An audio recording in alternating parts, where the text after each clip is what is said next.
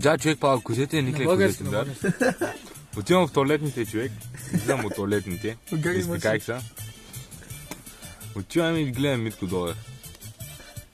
И му казвам, Митя, той дъвка ли или му и не заекам? Ама долара, какво прави там? А?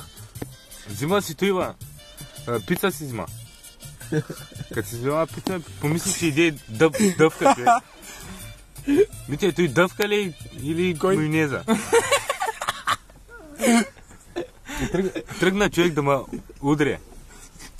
Удря ме, обаче слагам газа в ръцете. Ръката слагам в газа.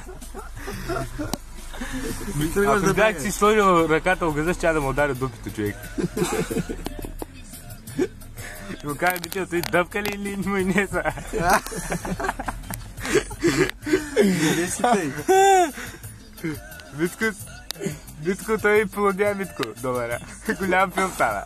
Почва да ме гони, човек избяга, какво да направи. Като го видя, викам, той дъвка ли майонеза ли? Друга история с долара, нямаш? Не, друга няма. А? Друга няма. С колко имаш? Никой повече. Чек малко. Не. Ама ти ни разправя цялата история за долара.